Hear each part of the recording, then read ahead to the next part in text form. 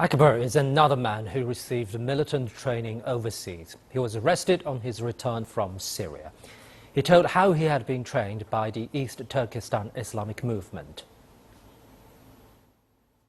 It was in early 2013 that Ekber met a man named Eli, who claimed to know a lot about religion. Eli told Ekber that he could martyr himself and go to heaven. I read in books that if a Muslim commits suicide, he will go to hell. I watched jihad videos of suicide bombings. That's suicide. And according to the books, they will go to hell. I thought it was contradictory. I asked him about this.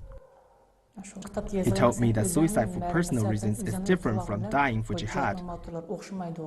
Dying for jihad is dying for religion. It's not suicide but martyrdom. That's what he said.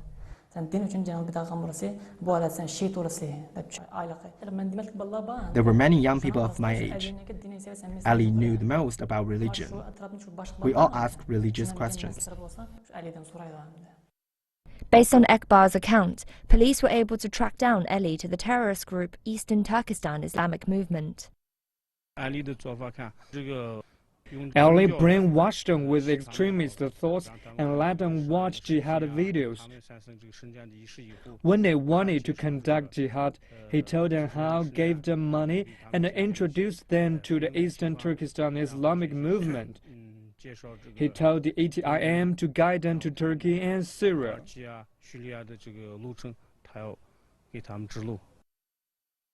Encouraged by Eli, Ekber went to Turkey. He went by the name of Abdurrahman. But when he got to Turkey, he found that it was not as he had imagined.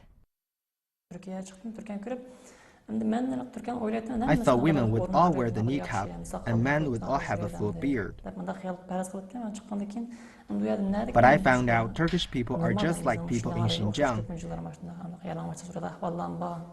And there was a lot of consumerism. And people were all busy. That's what I saw.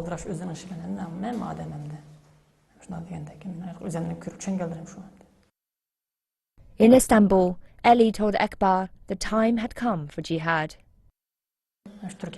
When I got to Turkey, Ali told me that he would put me in a place to do jihad. Eli arranged for Ekber and others to travel to the border city of Antalya and sneak into war-torn Syria. The ticket seller asked for our names.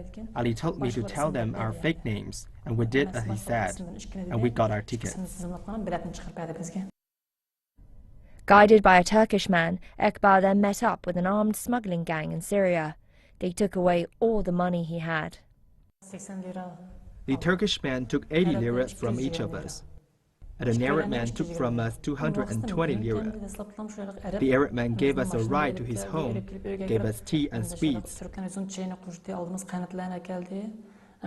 I was moved. I thought he was serving fellow Muslims. But as we left, he charged us for what he had done. I then knew it's all about money. After arriving in Syria, Ekber was recruited into an armed group and started to train with them. Looking back on those days, I feel so regretful. The living conditions are harsh. I had seen jihad videos and had thought everything would like that. But things were totally different. Life was so difficult.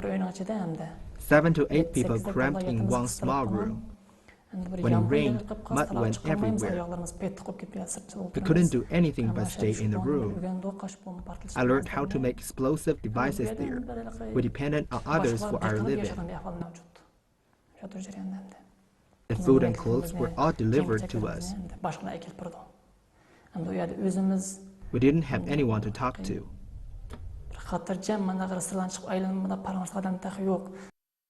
Ekber's confusion only grew.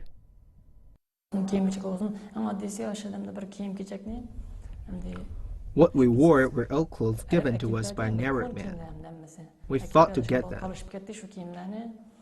We ate canned beef produced in Europe without the halal mark. Muslims care about food.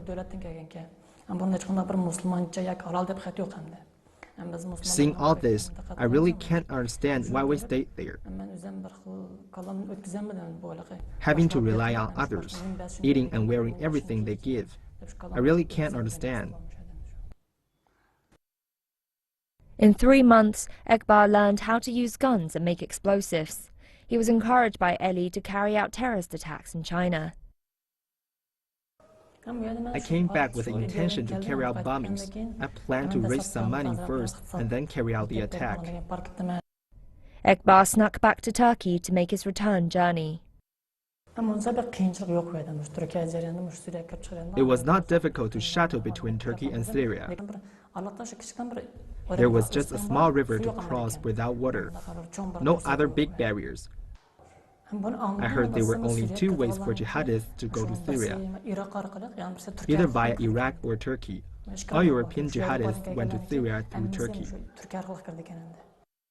At the beginning of this year, Ekber crossed back into China and started his preparations. I planned to make some money in Xinjiang city and search for explosive materials. I wanted to have enough money so I can stay there.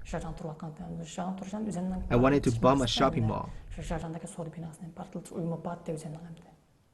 My plan was to train others once I arrived in a city and instruct them to bomb other cities.